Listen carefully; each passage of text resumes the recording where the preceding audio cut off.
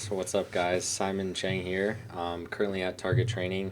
Just finished a pretty long day. It's 10:36 p.m. But I got a lot of DMs basically asking me, just about my macros, the meal plan I posted and everything.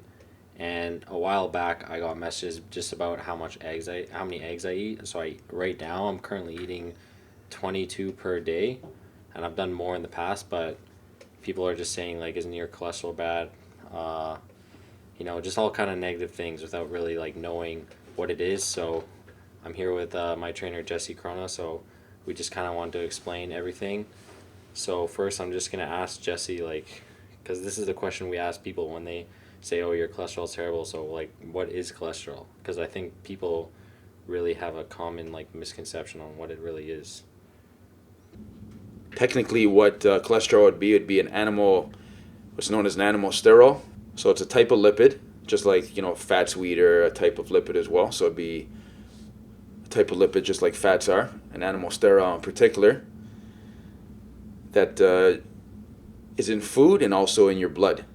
One of its main functions in your body, it's going to end up being a precursor to different types of hormones. So steroid hormones in your body, it's going to be a precursor to those, and also to adrenal hormones. And just know, before we even get into anything here, that the whole hypothesis that makes people think that eggs are unhealthy and just be deathly scared of eggs. You have to limit yourself to 1 egg a week or 2 eggs a week max. Meanwhile, you got promotion of things like breakfast cereals as being healthy, and breakfast bars as being healthy as something instead in the morning. Just crazy type of stuff. That. So just know before we even get into any of this stuff that it's all based on a false premise. Anything that you might think that eggs are in any way unhealthy and not helpful for anything to do with health and fitness, and the whole myth about cholesterol literally is a myth. It's based on a faulty premise about what cholesterol actually does in your body, and it's just totally untrue. It's literally almost the exact opposite of what you're being told. You know, Something that fights a lot of inflammation in your body too. So it has different things that it does in your body as far as hormonally, and also fighting inflammation, and also being able to help your brain function. There's a lot of functions it has in your body, but like one of the major functions it has in your body is to fight inflammation as well. So it's like that's a lot of the misconception that people have about cholesterol is about its presence in certain situations doesn't mean that it's the cause of the problem. It's more something that's trying to help the problem. So if your body, your and the things that are also, it's a complicated subject. You could talk scientifically about it for hours. And also we could talk about eggs for hours, but the general point you want to get across is that cholesterol is not in food, is not bad for you whatsoever. The cholesterol that's in in your blood and in your system in general is not necessarily indicative of how much cholesterol you eat. That's where like a lot of the misconception is. But if you really listen closely, so let's say like a lot of the drug commercials and statin drug commercials, statins are drugs that artificially will bring your cholesterol levels down, which I'll explain in a little bit can be very, very bad, and I'll tell you why. But if you listen to those commercials, they'll tell you when diet and exercise are not enough, now it's time to take that statin to lower your cholesterol. Now, so why do they say that? Why would they say if the diet and exercise are not enough? So if the cholesterol that you eat was actually 100% indicative of how much you would have in your system, then they wouldn't be saying that. What that tells you is that when they tell people you need to bring your cholesterol down, even though that's wrong, but when they do tell people and give that as a scare tactic, if it was true about what you ate created that cholesterol that's flowing around in your system, then that would mean diet would be enough. Because all what happened would be is, okay, if you have high cholesterol, just get rid of every food that has cholesterol in it, and then your cholesterol in your system should be down, right? But that's not the case. That's why they say when diet and exercise are not enough, you take the statin. Because the real reason that cholesterol is high is not because of how much you eat. It has to do with how much inflammation you have. So cholesterol is stored in your liver, and then your body uses it as it needs it. So what ends up happening is, if you have very high inflammation, then your body will send cholesterol at different points in your body to fight that inflammation, to fight different things to help your body become healthier. So your body's not stupid. Someone that has high cholesterol, and also that's too even another thing. Sometimes just because you do have high cholesterol doesn't mean you're unhealthy either. Certain populations have high cholesterol and have zero health problems because of it. The high cholesterol thing is just basically a myth to be able to sell. A lot of times statin drugs, and it's a scare tactic to feel that you need to do something. In certain cases, it can be a problem, but the reason is because of the inflammation. It's not the cholesterol itself. I mean, the way I would try to I would explain that is almost saying like, when there's fires in the city, you see firefighters at every single fire. Does that mean the fires are causing the fire? No, just because the fires are not the cause. They're actually trying to fix it. So your body's the same way. Like the firefighters. Exactly. Yeah. Like cholesterol would be the firefighter. So if your body has high inflammation due to other factors, which we'll go over in a second, then your body will send cholesterol to that area to try to put the fire out. So now if you artificially try to put that fire out by lowering the cholesterol levels, that's where you're gonna have a problem. Your body not being dumb is sending cholesterol there to fight it. So if you do that with a statin drug and lower the cholesterol level, now the fire is going to burn uncontrollably. It would be exactly like saying, okay, if we get rid of all the firefighters, then all the fire in the city is just going to burn. And what happens then? The building burns down. Yeah. It's a similar situation. And when they refer to HDL and LDL, those are what those stand for is high density lipoprotein and low density lipoprotein. They're enzymes, because cholesterol is a fat, and fat is not can't be moved around in your body without the enzyme. The only way it can be moved from the liver or back to the liver is through these enzymes. And the other thing too is there's other enzymes that are involved in moving the cholesterol too, but they don't even mention those. They've created this story calling one enzyme bad and one good, when in fact they're just enzymes. They're not neither bad or good necessarily. They just move things. So one's going to move the cholesterol back to the liver to be stored. That's HDL. And the low density lipoprotein, the LDL, which they call bad cholesterol, is the one that takes it from the liver to wherever it's needed in the body. So what they are is just they're moving. It's a system that your body has to move cholesterol to wherever it's needed in your body, and then another enzyme is helpful in moving the cholesterol back to the liver to be stored again. So they're calling one good or bad when it's just part of the way your body works, and the way your body actually moves the cholesterol around. So what people think of as cholesterol, just in regular people, they're like, oh, that's your bad cholesterol, your good cholesterol. It's not actually cholesterol. It's their enzymes. The cholesterol itself is cholesterol itself. The enzymes are something different. They're just part of the movement system in your body. And they move it based on, like what I said was based on the inflammation. So if somebody has a lifestyle that causes the inflammation to be super high, then you're going to have high LDL. And that's why it has nothing to do with the cholesterol that you eat. So someone could be eating 22 eggs like you are, Simon, but they have very, very low inflammation in their body. And when they go to the doctor's going to say, oh, your cholesterol is perfect. And when they're actually saying that your cholesterol is perfect, they're referring to the LDL being lower and the HDL levels being higher. Yeah. Yeah, because when I went to the doctor when I was eating 30 eggs a day, my mom was always scared, saying your cholesterol is going to be way too high. And I was kind of trying to explain to her that it's just going to help with my inflammation because I'm working out tons. So it's all going to be used. Cholesterol is actually classified as a steroid, isn't it?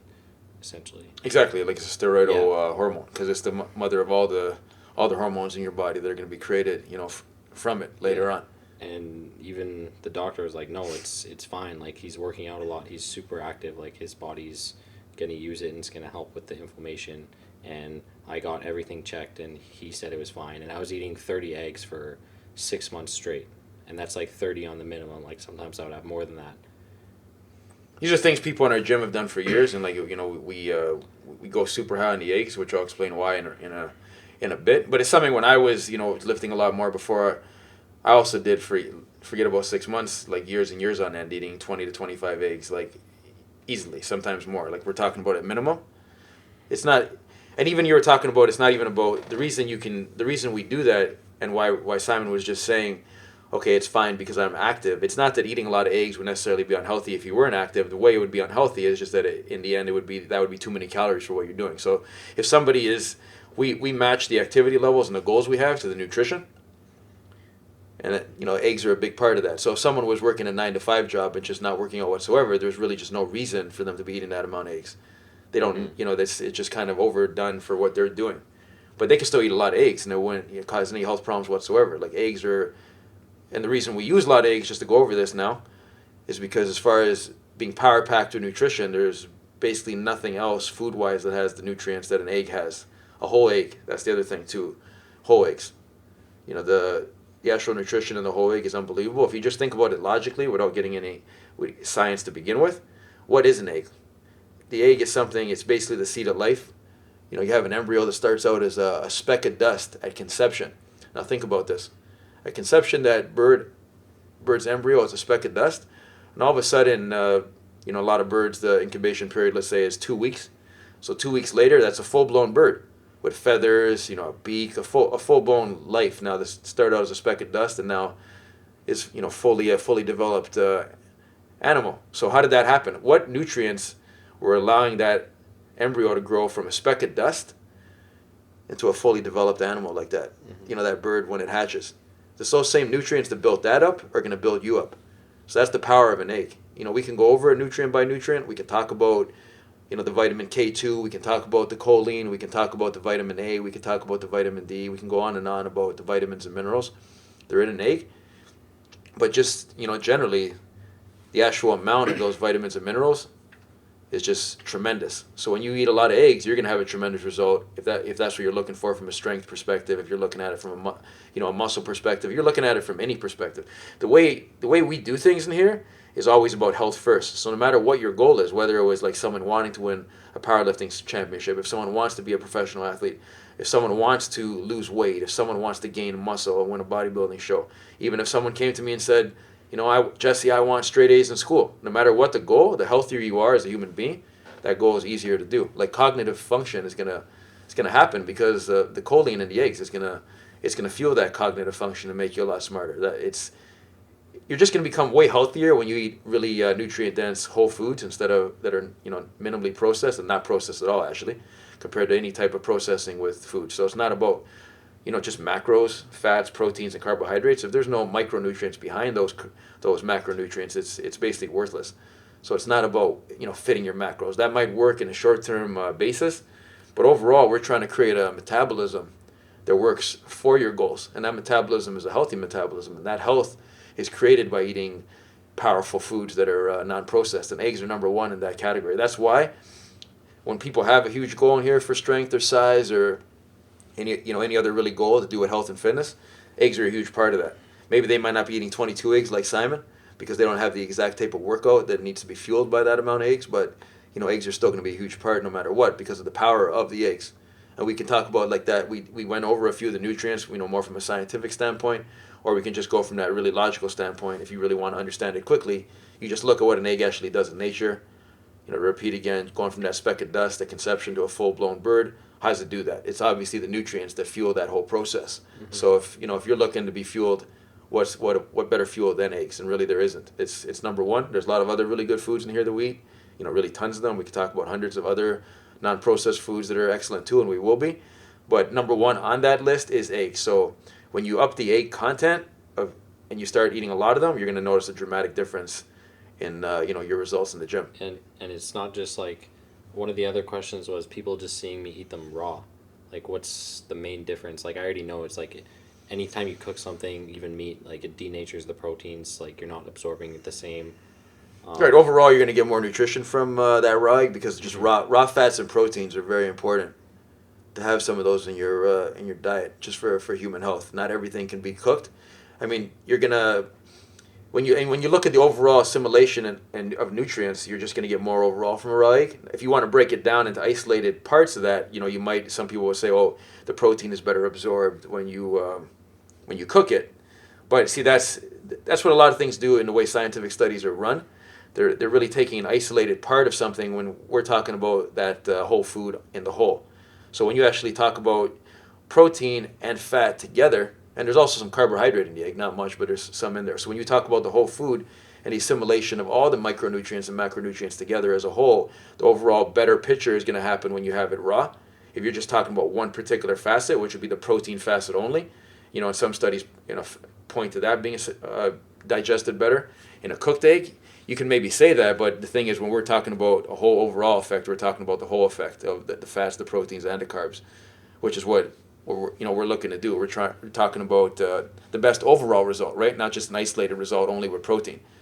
So it's nothing wrong with cooking and eating cooked eggs as well. But the reason why Simon does have a lot of raw eggs and a lot of people in here do have raw eggs is because that overall is going to lend to a better result. But you're still going to get a great result from cooking the egg as long as you cook it properly. You just don't want to cook the egg at extremely high heat. When you do that, you're going to oxidize the fat. That's why you see when you, let's say, fry an egg on super high heat or scramble it, you're going to get like those brown tips, that's oxidization of the fat. That's not good. So an oxidized fat is not healthy for your body. It can cause some problems. But if you cook, let's say you're talking about a hard-boiled egg, that's fine. Or if you're going to scramble eggs at low to medium heat, even though it does take longer to cook that way, that's a lot better for you when you're cooking it under the low heat. It's when you cook things under extremely high heat that you cause a lot of issues, and that goes for other foods too. It's not just with eggs. So you want to either. That's why, let's say, slow cooking something is like really really good.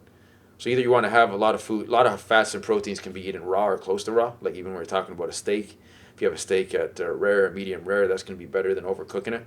And that's just like exactly what Simon said. The fats, are going to change under high heat a lot of times. It depends on the food as well. Certain fats are more stable under high heat. But in general, we're talking just very generally here with foods, fats are going to change in a way that's negative when you cook them under high heat. Same with proteins.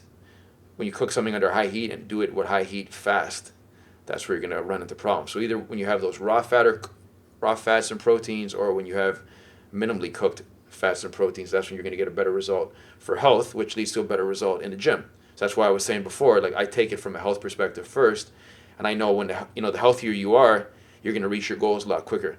So eggs are a big part of that, and it's not the cholesterol thing is mixed up. The way they're looking at it in a backwards type of way, literally like saying like the firefighters are the problem when no, the firefighters are putting out the cholesterol. So what people should be asking, if you do have high cholesterol levels with those high LDL levels, you want to look at, okay, it's not the actual cholesterol is not the problem. My body's not stupid. It's actually trying to help me. What I need to look at is the reason my body's creating those cholesterol levels. That's why, let's say with Simon, he can eat 20, 30 eggs a day, and he goes and the doctor will tell him his cholesterol is low, because the cholesterol you eat doesn't necessarily have to do with the cholesterol circulating around in your system. When we're talking about those LDL levels, which represent what they call bad cholesterol, his is low even in a situation where he's ingesting a lot of cholesterol with the foods because his inflammation levels are low. He's not doing the things that cause those high inflammation. Simon does not eat a lot of sugar. As far as we're not talking about sugar from foods, we're talking about processed sugar and isolated forms of sugar, dextrose and sucrose. He's not eating table sugar, basically. He's not throwing a shitload of dextrose into his shakes, or having a weight gainer that just has a lot of that isolated sugar. Mm-hmm. That's going to cause a lot of inflammation, right? He's not having a lot of those sweet goods, like let's say candy or cakes, things where you're just having that table sugar being dumped in there in huge amounts, coffees with a huge amount of sugars. There's so many areas where people just end up eating, and that's why I think they say the average is like 100, 150 pounds of table sugar that an average person eats a year. That's causing a ton of inflammation. Yeah. Also, certain types of fats, they're very, very highly processed fats, stuff like soybean oil, which is vegetable, or sunflower oil, or margarine. Those very, very highly processed fats, very inflammatory. And that's going to cause a lot of overall inflammation. You want to keep those overall inflammation levels low in your body. So Simon doesn't eat those very processed foods, those processed sugars, those processed fats.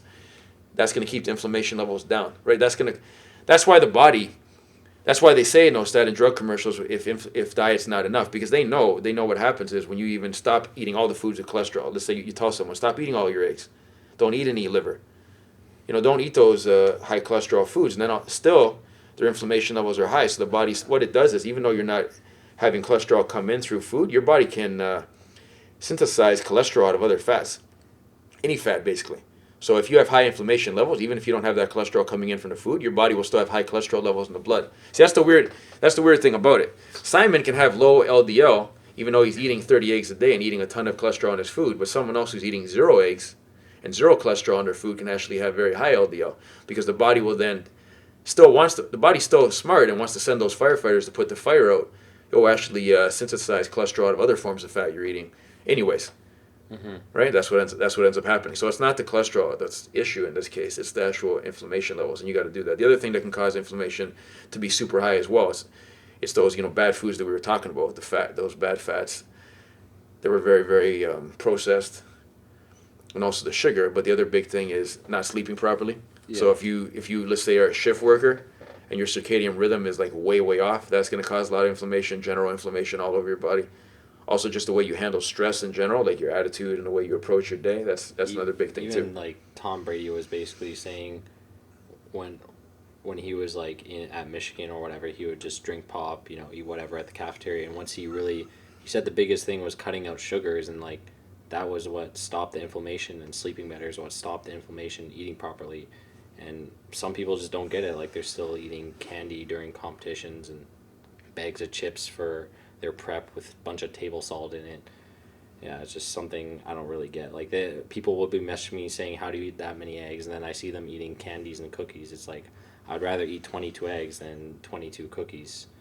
Yeah, they got it backwards 100%. Yeah. It's just terrible eating habits, right? I mean, it's one thing in the general public, and they definitely shouldn't be eating that like that either.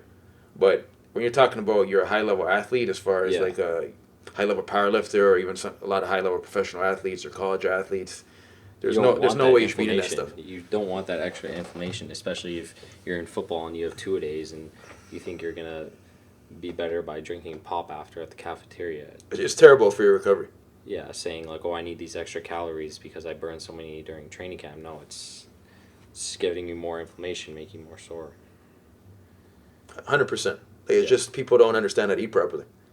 It's actually crazy because you think they would know better based on like the fact that actually their performance, life depends on it. As far as like, you can get cut based on how good of a football player you are, or your result as a powerlifter. You work sometimes years before you hit a meet, and now all of a sudden, you're just kind of half-assing your nutrition. It makes no sense. Why put in all that work just to feed yourself garbage? Like, you got to consider yourself as an athlete like you're an F1 performance car, or a Lamborghini or a Ferrari. You want to give yourself the best fuel.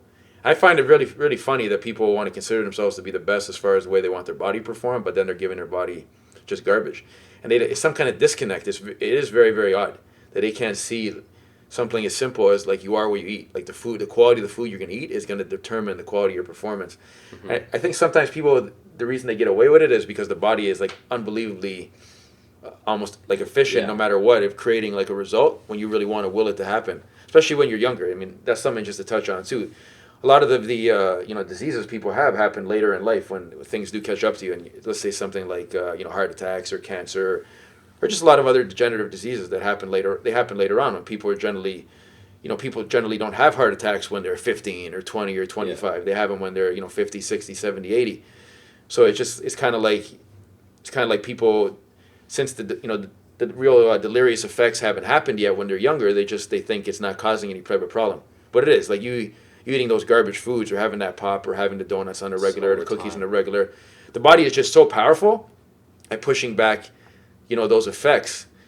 The reason is like it's all cause and effect, right? But people, because they don't see the actual effect immediately from the way they're eating, they don't see that negative effect. They think it's fine, right? But it really isn't. It's just the actual power of the body of pushing that effect back and back and back until later on, like it eventually does break down. So it's like some people can smoke a pack a day for 30 years and nothing happens. Then kind of all of a sudden it's boom. It's boom. Yeah, you're starting to have problems. But really, the problems you have at 60, 70, they weren't caused the way you did when you were 58 or 59, just the last few months before. Like, people always want to look for that cause and effect to be immediate, but a lot of things in life aren't like that. Even works, when you have positive results, it isn't like that.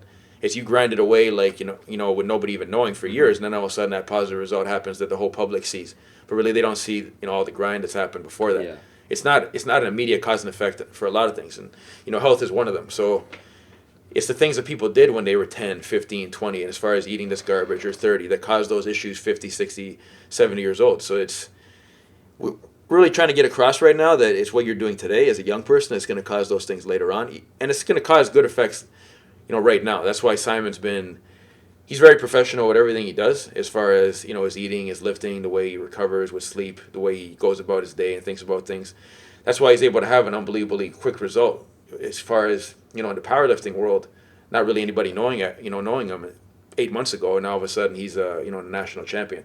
It seems like all of a sudden, but it's not really all of a sudden. He's done a lot of these things for many, many years, and just over and over, that repetitiveness of doing the right thing over and over again for many years. Now all of a sudden it seems like boom, he's just on the scene, and out of nowhere, right? But it's really not out of nowhere. And eggs. We're talking about eggs today. It's a huge part of it. This is stuff he's done. Yeah, for years. I think since I was like 17. In closing, you want to go over a few main points here and just wrap that up. And also some of these things I'm going to say right now. As we get into more of these talks, we're also going to further elaborate on them as well. I mean, the first thing in closing I want to say is that a lot of this information is going to be new to people. A lot of people have been told eggs are bad. You have to limit the amount of eggs you eat, which is literally absolutely ridiculous. It's totally the opposite. Also the same things about cholesterol being bad and and the actual association with the cholesterol you're eating having some sort of association with heart disease and causing heart attacks. That's that's false information that's been propagated for different reasons. A lot of that, is really not really important right now because we're talking about the performance benefits of it and the health benefits. So we, really don't have to focus on a lot of the false information that's out there. So what I would say to everyone listening to this is that you have to have a bit of an open mind to it because it probably does go against a lot of the stuff that you've been repetitively told over and over, even though those things are false. And what you'd want to look at is just the results and the actual health benefits, performance benefits, that we've had over here over the course of many years. Hey, just look around, no matter what the goals are, and at Target Training. Right now, I'm talking to you, Simon. You're a power lifter, done incredibly well in your career, doing that. But other people in the gym have done incredibly well with their goals. But overall, when you look at just the physiques in here, no matter what the goals are, no matter what the training is, even though the goals and the training may differ to get to those goals, just take a look at the body composition of everyone in here. So you just look at the body composition of people in here and compare that to a lot of other places where people train and have different types of eating protocols. So when you just look at it from that perspective, a bell has to go off in your mind and just say there might be something going on here. A lot of people are they're very dogmatic about their beliefs. So they get like a big ego involved with that, and what ends up happening is they hold on to like an old belief, even though the actual new belief may help them get to their goal. They'd rather not even get to their goal and just hold on to their old belief, just the fact that more of a almost like it's a religion for them, a dogma for them that they have to believe this, even if it's not actually working as quickly to get them to their goals as new information could be. So that's why I would say to everyone listening, give it a try yourself, research it yourself, look at all the research. And you'll find out, a lot of this information is verifiable as well. And even some stuff that isn't verifiable, sometimes you got to be a visionary a bit. You have to actually say, I'm going to give it a shot and see what happens and actually have a real life experience versus a laboratory type of experience. A lot of things, I know some of this stuff may be slightly controversial as far as just the fact that eating that many, eggs, doing a lot of them raw. If you don't want to eat them raw, go ahead. You can have them cooked. Just like I said, don't, when I was talking about how to cook them, you don't want to oxidize that fat. A lot of people will say about raw eggs having the avidin in it, and it's going to affect your biotin absorption. But it's just not true. We'll go over that more in later talks as well. But a lot of things is what I want to say about that. Like something like when you eat raw eggs, there's a ton of biotin in the yolk, and there is the avidin in the egg white, so they tend to cancel each other out.